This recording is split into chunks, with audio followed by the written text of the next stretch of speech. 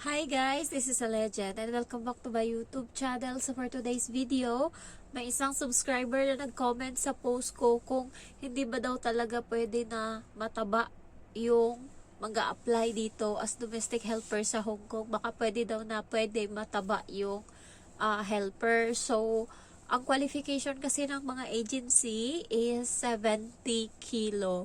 Ayan, 70, 75. Pag lumagpas ka dyan, medyo pahirapan na. 78 yung kaibigan ko, hindi siya talaga natanggap. Ano yun 78 siya. Tapos ang ginawa niya, tatlo na siya, tatlong interview. Parati yung bagsak niya, yung weight niya. Tapos yung last, dalawa kami. Tapos tinraining ko na siya kung paano siya pumasa sa, sa broker's interview nung time na yon. Inano ko na talaga siya, winarn up ko na siya, ganyan, para matanggap siya, pinractice ko siya, talagang tinutukan ko siya kasi buong araw kami nandun, nagsimula kami alas 7, na interview kami alas 3 ng hapon, so marami kaming oras dalawa na mag-review talaga, kasi nga gusto ko siyang makapasa, naawa kasi ako sa kanya, galing pa siyang Cavite, and nung unang beses na nag-apply ako, nakita ko na siya, tapos na siya, nakatatlo na siya doon. Tapos nung last na punta ko, nakita ko uli siya. Sabi ko, ate, dito ka? Sabi ko ganun sa kanya. Sabi niya, oo, hindi ka pumunta nung nakaraang linggo? Sabi ko, hindi. Kasi, ito lang yung pangalawang beses siya, pang-apat niya na nung time na yon. So, sabi niya, ako, pabalik-balik na ako dito every week. Hindi talaga ako natanggap. Kaya, eto, last na talaga to. I-try ko talaga. Sabi ko, sige, anuhin kita, review tayo. Sabi ko ganun. Kasi nung una, natanggap ako. Tapos nainggit siya sa akin. Sabi niya, sana ako din matanggap. Sabi ko, tara turuan kita baka. Kasi yung problema lang sa kanya is yung pagsagot niya, ganyan. Pero baka pagka nakita naman na matino siya sumagot, baka i-consider yung timbang niya. Kasi ako, pandak ako pero na-consider nilaban ng agency yung pagiging pandak ko. Ako yung unang nakapasa. Talagang nagpalakpakan yung mga nasa sa office nung time na sabi kasi ng agency sa akin, ng agency sa Hong Kong, anong height mo? Sabi ganon.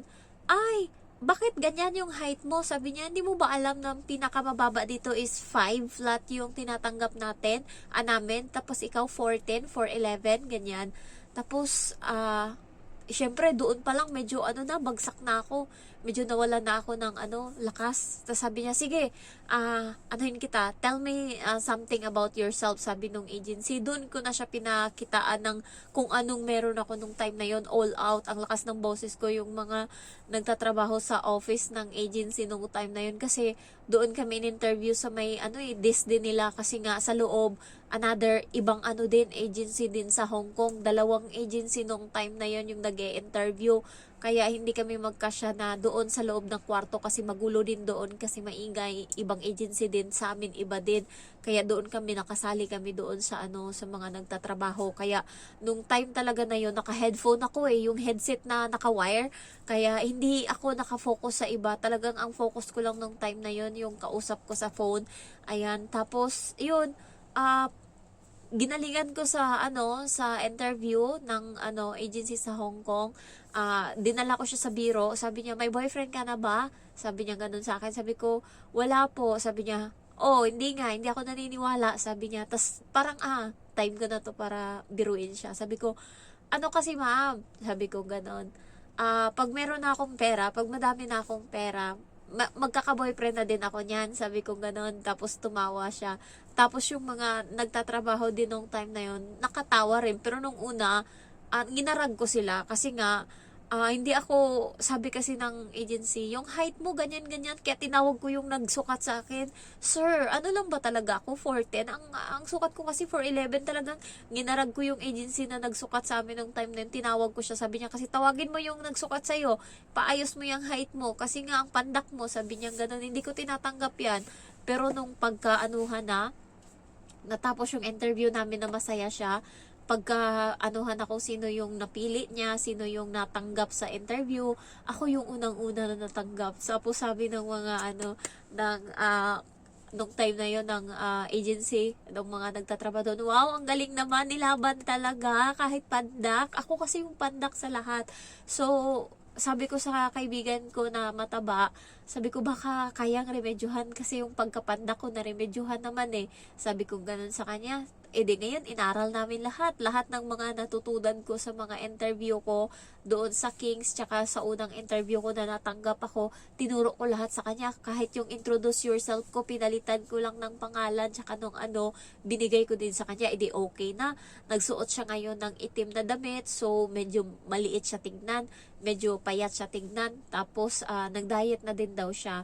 Tapos nung siya na pumasok sa loob, ako kasi nung una, tapos alam ko na nakapasa ako kasi pagpasok mo sa loob ng broker's interview, paglabas mo may nakasulat doon, pumasa, ayan, pass, ayan. Tapos may nakasulat sa baba kung ano, ayan, may mga writing ata nung time na yun, hindi ako nakapagdala ng cellphone kasi bawal, kaya hindi ko na picturean talaga. So, basta ang nakalagay lang pumasa ako. So, ayan, talon-talon ako kasi yung mga nauna sa akin, hindi sila nakapasa, yung mga first timer. Kawawa pa naman, galing sila ng Cavite, ng Mindoro. Tapos itong sumunod sa akin, yung kaibigan ko na, sabi ko, good luck, galingan mo. Tapos pagpasok niya doon sa loob, sabi, pataba. Sabi gano'n ng agency, mataba ka. Sabi gano'n, okay. Tapos tinanong-tanong pa din naman daw siya. Tapos sabi niya, ma'am, yung taba ko, yung katawan ko, ano pa naman to? Nagdadayat naman ako ngayon, kaya liliit din ako, sabi niya gano'n. Tapos sabi ng nag-interview, pag lumiit ka na, pagka pumayat ka na, tsaka ka bumalik dito magpa-interview para matanggap ka, okay? Pero sa interview niya, sabi niya, so far, yung interview mo, okay na lahat, walang problema, gusto kita. Ang problema lang talaga sa'yo is yung weight mo. Guys, yung amo ko, reason niya kung bakit ayaw niya ng mataba, may katulong siya dati dito na mataba. Nakita ko yung pangalan, hindi ko lang ma-search sa Facebook. So, ito na yung kwarto daw time na yon, ito na yung bahay. Tapos, kaya pala daw pag-interview sa akin, niya ako, pwede patingin ang katawan mo, tas hanggang tiyan lang muna pinakita ko. Tapos sabi niya, pwede whole body, kasi daw, yung niya daw, yung katulong niya dati, in-interview niya, mukha lang daw, maliit daw yung mukha, so akala niya maliit, pagdating mataba pala. Tapos hindi daw magkasya dito sa butas nitong namin, kwarto. Ayan yan lang yung butas ng ng kwarto ko. So mahirap nga ako diyan pumasok pagka lalo yung may pigsa ako. Sobrang hirap umakyat diyan, tsaka mag-asikaso ng sarili. Kapag ganyan na yung pinto, paano pa kaya daw yung mataba? Tapos sabi niya, hindi siya magkasya diyan sa pinto, sabi niya ganun. Tsaka pawisin siya, sabi niya, mayat-maya siya naliligo, sabi ganun. So, halos buong araw, naka-4-5 ligo siya. Yung padating na yung sundo ng padating na yung bus ng anak ko, sabi niya, ng alaga anak ko, padating na daw, sabi niya, 5 minutes na lang, bababa na tayo, sabi pa nung katulong, kaya pa yan yung 5 minutes, makaligo pa ako, sabi gano'n ng katulong. So, naligo daw talaga. Na-stress daw siya masyado doon sa katulong kasi mataba daw. Hindi ko lang alam kung ano yung other side ng story, pero yun yung sabi ng amo ko. Kaya hindi siya kumukuha ng mataba. Bukod sa mabagal daw kumilos, hindi pa magkasya dito sa kanya. Pawisin daw, so parati daw naliligo. So, ayun yung ayaw niya. Tapos, dinala niya daw doon sa mama niya. Pinakilala niya. Sabi ng mama niya, bakit ka kumuha ng ganyan na katulong? Sabi daw ganun. Hindi ko naman alam. Hindi daw yun tumagal dito. Parang mga 1 month, 2 months lang daw. Tapos, binrake niya yung contracts. Yung amo ko yung tanggal sa kanya. So, sinaulit niya sa agency. Pagdating doon sa agency, umiyak yung babae. Sabi daw,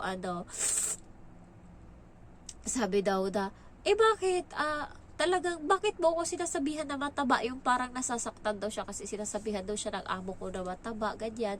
Hindi ko lang alam kung ano other side ng story, hindi ko alam. So, yun lang yung sabi ng amo ko sa akin, na sinaulit niya daw o binalik niya daw sa agency kasi hindi niya daw talaga kaya pakisamahan kasi nga, marami daw siyang hindi nagustuhan doon. So, hindi ko lang alam kung ano, pero yun yung inkwentro ng amo ko sa mataba. Kaya ayaw niya. So, yung mga agency dito, hindi sila kumukuha ng mga matataba. Kasi yung mga amo dito, pinipili nila hindi matataba. Kasi nga, ayaw nila doon. Parang, Ewan ko, mga Chinese kasi guys, gusto nila yung mga payatot sila, yung parang mga ano sila, mga tingting, gusto nila yan. Kaya pag nakakita sila ng mataba, parang para sa kanila, parang ganun ba? Yung reaction nila parang, ay, yung parang para sa kanila ang mataba na katawan, parang hindi kaaya-aya, parang ganun. Para sa kanila hindi healthy yun. Kaya yung alaga ko parang buto na, binalot na lang ng buto, ng balat yung buto. So, ganun yung gusto nila. So, yun lang yung ma-explain ko kung bakit ayaw nila ng mataba. So, by the way guys, na-share ko kagahapon na may sakit nga ako. May sakit pa din naman ako ngayon pero medyo okay na. Tapos kahapon pililit ako na maglaro sa bata. Ngayon naman, pupunta na naman yung bata sa kusina. Nagtatrabaho ako doon. Anong oras na ako natapos magluto? Alas 8 na. Natapos ako maligo alas 8:30. Tapos kumain ako. Tapos binilisan ko yung pagtrabaho. Pagdating ng alas 9:30, pumunta na sa kusina yung bata. Sabi niya, Jen, laro tayo pickleball. Napikon ako. Sabi ko, ayoko. Sabi ko, kita mo na nga ang dami kong trabaho dito. Ginanon ko yung bata. Sakto nakatalikod ako sa CCTV. Doon malaya akong napagalitan talaga yung mukha niya. Talagang galit na galit yung mukha ko na natakot siya, nakaganon siya. Kasi nanggigigil talaga ako. Abusado ka. Parang yun yung sa isip ko. Tapos narinig ng mama niya na sinabi ko, hindi, ayoko. Kasi nga ang dami kong trabaho dito. Sabi ko ganun sa kanya. Tinawag niya yung bata. Huwag mong istorbuhin yan dyan. Umalis ka dyan. Huwag mong anuhin niya na maglaro. Sabi niya, mabilis lang naman. Ganito lang naman. Ilang minuto lang. Madaya tong bata.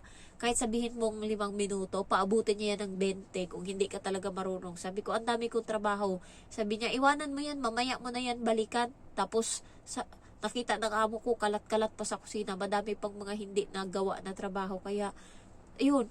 Tapos, yung papa niya, yung sinabihan niya na maglaro sila. Tapos, biglang nagka-disgrasya ata, natamaan ata ng amo kong lalaki ng bat, di ba badminton may racket, yung pickleball may racket, natamaan ata yung amo kong babae, hindi ko lang alam saan banda. Doon nagpulasan sila pagkatapos kasi nagalit na yung amo kong babae. Sabi, kanina ko pa kasi sinasabi na time's up, hindi, ayaw yung tumigil. Ayan, tapos yun na, nag-anuhan na sila. So, yun, binigyan naman ako ng amo ko ng gamot pero hindi nawala guys. Maano siya dito, oh. Parang nandito yung sipon sa ilong ko. Hindi ko siya masinga kasi wala naman akong masinga. Hindi ko rin siya maduwal.